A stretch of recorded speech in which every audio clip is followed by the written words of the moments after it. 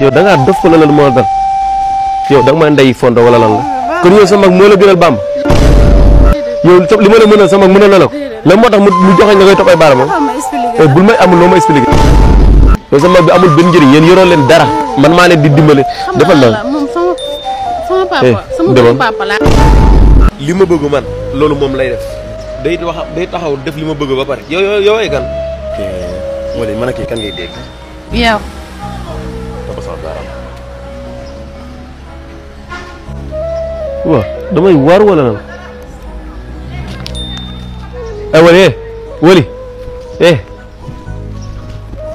yow da ngaa dof ko la moo dal yow da nga may ndey fondo wala lan la kon yow sa mag moo la gënal Bamba yow li ma la mënal sa mag mënal na la ko lan moo tax mu joxe nga koy topp ay baaraam bul may amul loo ma expliqué defal ndànk mool la loolu bu amatee dëgg lu ma bàyyi sama loxo loolu bu amatee man ak yow sama diggante yow fii la yem demal seen kër góo baalu mal demal li dama lay xamal benn affaire lii bu mu amati dégg nga bu baax li ma la demal dinaa la woo baal naa la yow sa mag bi amul benn njëriñ yéen yoroo leen dara man maa leen di dimbale defal na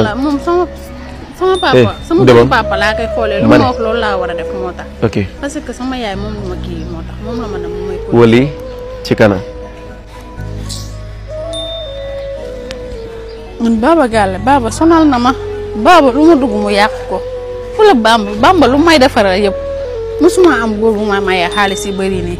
fexe na ba bëgg maa yàqal ki waaye lii du ma ko nangu nag damay jéngu nag ma fipp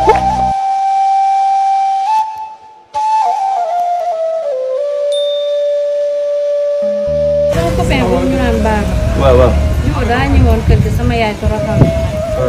dafa ñëwoon Baba rek laa bi ndeysaan wàllu te yow rek tamit yaa mën a wax ak sama yaay mu dégg dinaa ci taxaw nag mais dafa bëgg a xam benn affaire yow mu xale bu ndaw nga kañ ñoo fi màgg ba nga naan da ngay bëggante ba naan sama yaay bëgg na kii wala bëggul kii li ma gën a neex daal mooy nga indi ko mu ñëw kër ga ma xool ko ci bët parce que man maay góor maay xam góor ñu baax ñi ak góor ñu baaxul ñi parce que def naa lépp te génn naa fépp xam naa lépp indi ko ba kër ga man dinaa xam man façon góor moom sànq ñëwoon na kër ga sax ba ma wax ko dinaa la ko présenté loolu moom amul beneen problème yow sama rakk nga loo bëgg dinaa ci taxaw parce que rakk ji jox ko cër nga man dinaa waxtaan ak suma yaay mais en tout cas fi ngay dem nii bul guddee de ak lu mën a xew na nga gaaw ñib si waat parce que mu ngi guddi boo xool ay 18 heures jot na balaa 19 heures demi na la fekk kër ga xam naa ne nag safar boobu du mën a ñëw tey waaye bu subaa ak jàmm incha allah na nga ko indi ba kër ga man dinaa ko xoolal soo boobu du noonu. baax na waaw ci kanam ñu dégg. maa ngi ñëw dem waaw d'accord waaw.